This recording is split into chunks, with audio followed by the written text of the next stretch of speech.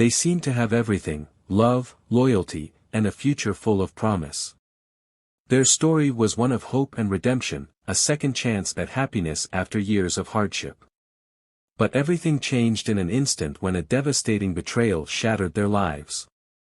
How does love, once so pure, turn into violence? What happens when trust, the very foundation of a relationship, is broken in the most intimate and brutal way possible? The pain of betrayal can transform a man into something unrecognizable, and the consequences are often irreversible. This is the story of Deshaun Williams, a man torn apart by the people he trusted most, and the night his world crumbled into blood and chaos. Before we dive into this heart-wrenching case, don't forget to like this video and subscribe to Inspector Stan for more chilling tales of passion, betrayal, and irreversible consequences. Deshaun Williams was no stranger to the dark side of life. Born and raised in Jacksonville, Florida, his early years were marked by struggles and a path that seemed all but inevitable. Deshaun was a 3x felon. He found himself drawn to a life of crime, first with petty thefts and eventually escalating to more serious offenses. Robbery and assault became his way of survival, and it wasn't long before he found himself serving time behind bars. In the community, he was known as a violent figure, someone whose reputation for aggression and lawlessness had become legendary.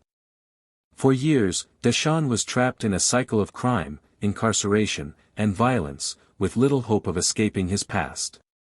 But everything began to change when he met Aaliyah Evans. Aaliyah was different from anyone Deshaun had ever encountered. She was 29, warm, intelligent, and carried an air of grace that immediately drew him in. Her life was grounded in loyalty and family, and it wasn't long before she became a stabilizing force for him. Their first meeting was at a local community event, one where Deshaun had been invited to speak to young men about the dangers of a life in crime. Aaliyah, there volunteering, struck up a conversation with him after his talk. Her kindness, her genuine interest in his story, and her ability to look beyond the surface of his past intrigued him. At first, Deshaun couldn't believe someone like Aaliyah would give him the time of day, much less engage in a real conversation. But there was something about her that made him want to open up, to let go of the anger and pain he had carried for so long. Their connection was instant, and it wasn't long before their friendship blossomed into a full-blown romance. Aaliyah was his anchor, someone who showed him the value of love and support. She believed in him in a way that no one else ever had, convincing him that redemption was still possible. For the first time in years, Deshaun felt like he could rebuild his life, not just for himself, but for the woman who had come to mean everything to him. They spent countless hours together, slowly but surely developing a bond that was built on trust, respect, and an undeniable connection. Aaliyah never judged him for his past. Instead, she focused on the man he could be, the man he wanted to be. It was this sense of hope, the feeling that maybe, just maybe, he could leave his past behind, that led to Deshaun's decision to propose. After a year of dating, he knew that Aaliyah was the one. She had become the person he relied on, the person who had breathed new life into him. Deshaun wanted to make a commitment, to prove to her that he was capable of change. He proposed to Aaliyah in a quiet, intimate moment, presenting her with a diamond ring that symbolized not just his love, but his desire for a fresh start. The proposal was everything he had dreamed of, an expression of love and hope for a better future. For Aaliyah, the proposal was a dream come true. She said yes without hesitation, convinced that their love was the beginning of a new chapter for both of them. Their engagement marked the start of a new life together, one that promised stability, happiness, and a break from the painful pasts they both had lived through. To the outside world, their relationship was the perfect story of redemption and love. Deshaun, the former felon, was no longer just a man with a criminal past. He had turned his life around, and Aaliyah had become the cornerstone of his transformation. Their love seemed unbreakable, a fairy tale for the modern world. But behind closed doors, the ghosts of Deshaun's past lingered, waiting for the moment when the weight of betrayal would come crashing down. After an extravagant dinner to celebrate their engagement, Deshaun returned home, his mind swirling with excitement and anticipation for the future. It had been a night to remember, one that marked the beginning of a new chapter in his life, a fresh start he had worked so hard for. As he walked up to their shared home, the joy that filled his heart slowly began to fade, replaced by an unsettling feeling in the pit of his stomach. He couldn't quite place it, but something felt off. As he entered the house, the lights were dim, and everything seemed quiet. But then, as he walked past the bedroom, he heard muffled laughter and soft noises coming from inside. His heart skipped a beat. It wasn't unusual for them to be playful, but something about the sounds felt strange. There was an intimacy to the laughter, a tone that didn't match the usual warmth of their relationship. Curiosity piqued, Deshawn's steps became cautious, and his body tensed as he approached the door. He thought nothing of it at first, maybe they were just joking around. But as he stood at the door, something told him to look inside. When he pushed the door open, the world seemed to stop. There, in front of him, were Aaliyah and his younger sister, Nyamai, both of them entangled in a way that shattered everything Deshawn believed. They were in bed together, their bodies intertwined in a way that was unmistakable. The room was silent except for the sound of his own breath catching in his chest. Deshawn felt as if the ground beneath him had disappeared, his legs shaking, his head spinning. He couldn't believe what he was seeing. Aaliyah, the woman he had just proposed to, the woman who had promised him a future, was in the arms of his own sister. It was as if the room had gone cold, every sound around him muffled by the deafening rush of blood pounding in his ears. His chest tightened, and a sharp pain shot through his heart. The betrayal was so complete, so utterly shocking, that for a moment, he couldn't move, couldn't speak. His mind raced, trying to make sense of what was happening. But no amount of reasoning could explain the scene before him. Aaliyah and Nyamai froze as they noticed him standing there, and in that brief moment, time seemed to stretch into eternity. His eyes locked with Aaliyah's, but there was no warmth, no love in her gaze. Only guilt and fear. Nyamai, equally shocked and pale, could barely look at him. There were no words, only the stillness that felt like the world collapsing in on itself. Deshawn's breathing quickened, and his heart began to race. His entire body trembled, not just with shock but with a growing sense of raw, uncontainable anger. His vision blurred, and the weight of the betrayal settled heavily on him. This wasn't just a betrayal of trust, it was an assault on the very core of his being. Aaliyah had been the woman he planned to spend the rest of his life with, and Nyamai, his younger sister, the one person he thought he could trust above all others, had done this to him. In that moment, the foundations of everything he believed in, everything he had worked for, were shattered. His hands clenched into fists, his nails digging into his palms. He was furious, but not just at them, he was furious at himself for allowing this to happen, for being so blind, for trusting them both. He wanted to scream, to lash out, but the rage bubbling inside him had no place to go. His mind screamed for answers, but there were none. How could Aaliyah, the woman he loved, the woman he had promised to cherish, betray him like this? And Nyamai, his sister, his family, how could she betray him in the most intimate, painful way imaginable? Without thinking, his gaze fell upon the kitchen knife on the counter, its sharp blade gleaming in the dim light. It was the only object within reach. It called to him, and for a split second, everything else seemed to fade. His grip tightened, his entire body tense with fury as his hand wrapped around the cold metal. The weight of the knife felt both familiar and foreign, as if it had always been a part of him, waiting for the moment when his anger would boil over. Aaliyah's voice broke through the haze of his mind, her words barely a whisper, "Deshawn, please, let me explain." But there was no explanation that could undo what he had just witnessed. Nothing could make it right. His vision became clouded by his emotions as the knife, still clutched tightly in his hand, seemed to take on a life of its own.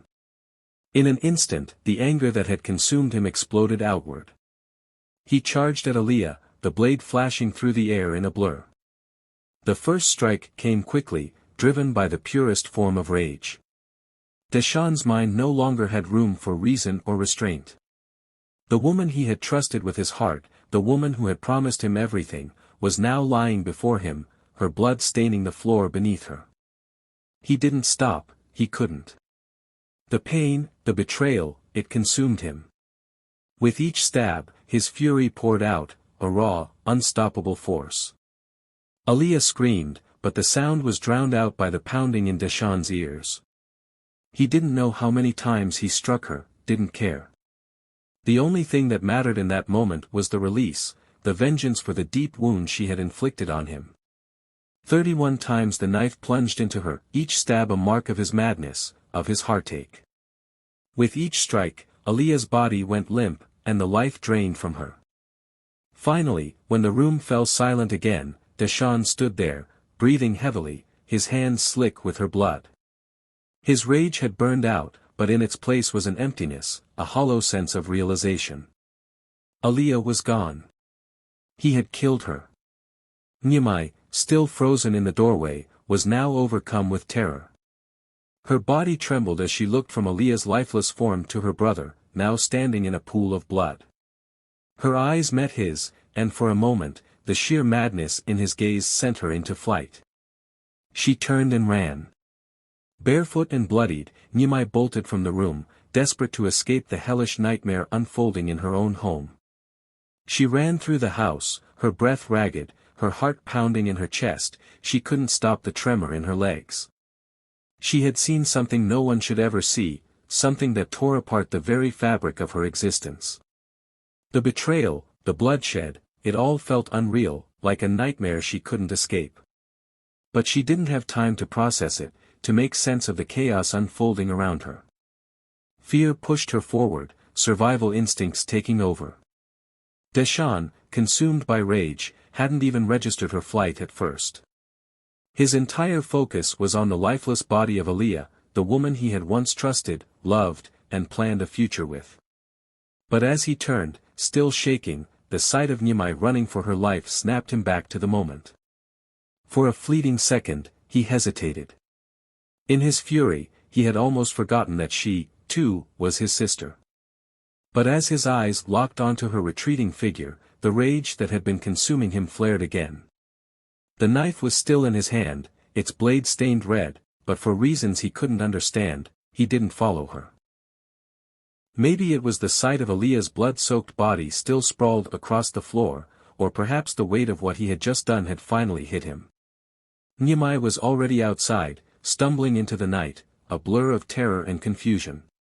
She didn't care about the blood on her hands or the cuts on her feet as she ran barefoot down the street, her heart racing with each frantic step. She didn't know where she was going, she just needed to escape. The night air seemed colder than ever as she ran, the world around her blurring in her panic. With trembling hands, she fumbled for her phone and dialed 911. Her voice cracked with fear and desperation as she gasped for air, her words barely comprehensible. "He's gone crazy, he killed her, and now he's coming for me," she cried out, her body racked with sobs. She could barely hear the dispatcher on the other end as the world spun around her, her mind unable to fully process the terror she had just witnessed. Back inside the house, Deshawn stood in the silence, his body trembling from the intensity of what had just occurred. The chaotic rush of emotions that had driven him to kill Aaliyah were now replaced by a deep, suffocating emptiness. He couldn't bring himself to look away from her body. The blood, her lifeless form, it was all too much. The reality of what he had done began to settle in. His heart felt heavy with the weight of his actions, and yet, the regret that he felt was cold and distant. It was as if he were watching someone else's life fall apart. He had always been a man of violence, but this was something else entirely. There was no undoing it. There would be no turning back from the consequences of this night. Deshawn didn't try to flee. He didn't try to hide from what he had done. His body was still, almost numb, as if his mind was refusing to process the reality of his situation.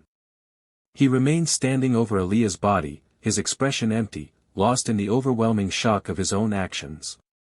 It was a while before the police arrived, but when they did, they found Nyamai in the street, trembling and covered in blood, her eyes wide with terror. Her hands were shaking uncontrollably, her body battered with the emotional and physical toll of what she had just witnessed. The officers tried to calm her down, but she could barely form a coherent sentence. She kept repeating the same words, telling them that Deshaun had killed Aaliyah and that he was still inside. When the authorities entered the house, they found Deshaun standing over Aaliyah's lifeless body, his clothes soaked in blood. His face showed no emotion, his eyes distant and vacant, as though he were detached from the scene in front of him. The silence in the room was deafening as the officers approached cautiously, their weapons drawn. But there was no resistance.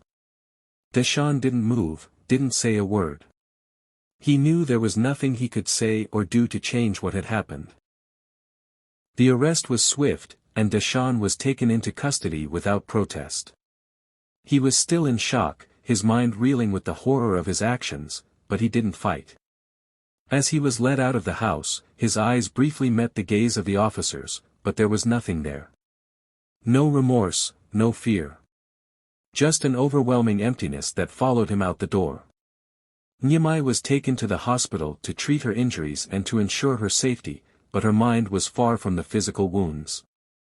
She had witnessed a brother she had loved, a man who had once seemed capable of change, commit an unspeakable act. Her world had fractured in an instant. The emotional scars of that night would stay with her forever. Deshaun's actions that night would forever mark his fate. His crime would be remembered, not just for its brutality, but for the way it shattered a family. As he was led away in handcuffs, the full weight of the night ahead, the trial, the years to come, hung over him. But at that moment, all he could do was wait for the consequences of his violent rage to unfold.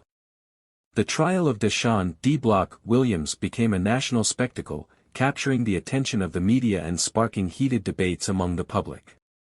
Inside the courtroom, emotions ran high as the prosecution and defense presented their arguments, each painting a starkly different picture of the man accused of a brutal and senseless murder.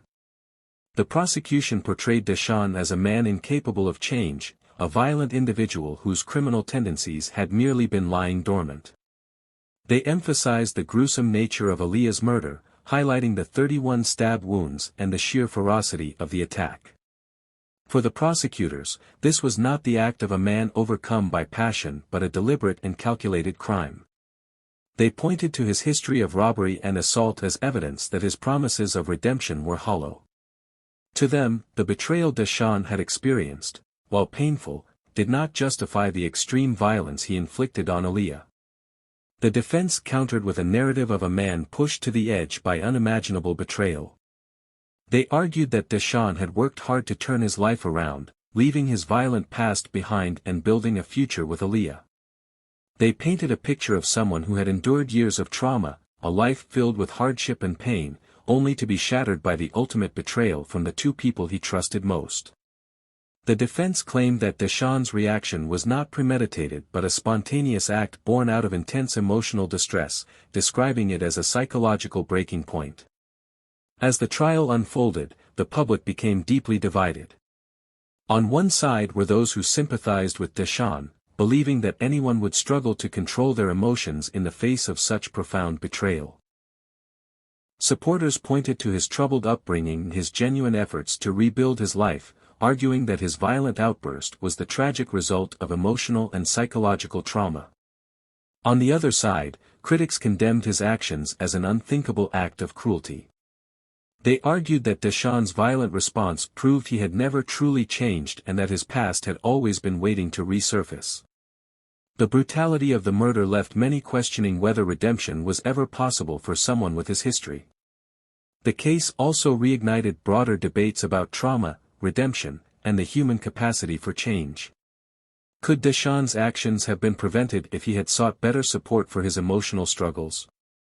Or was he, as the prosecution claimed, simply a man driven by uncontrollable rage, destined to repeat the patterns of his past? After weeks of testimony, the jury delivered its verdict, guilty of first-degree murder. The judge sentenced Deshaun to 30 years in prison without the possibility of parole, acknowledging the pain of his betrayal but emphasizing that it could not excuse the taking of a life. As Deschamps was led away in handcuffs, the weight of his actions seemed to sink in. He refused to look at anyone in the courtroom, his expression blank but his eyes betraying the torment within.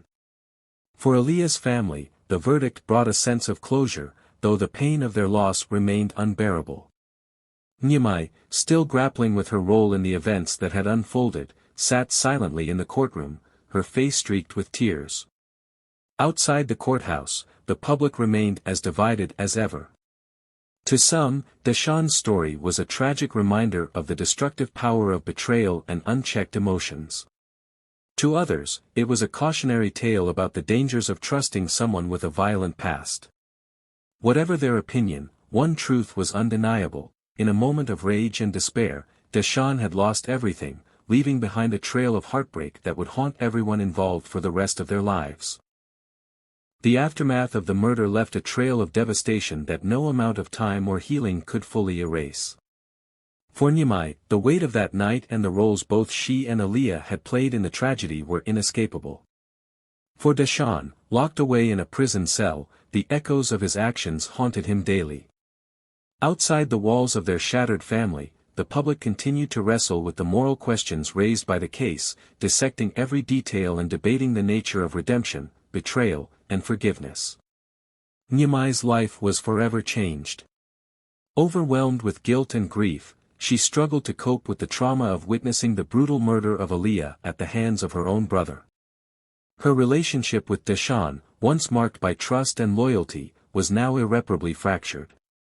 Seeking a way to rebuild herself, Nyimai turned to therapy.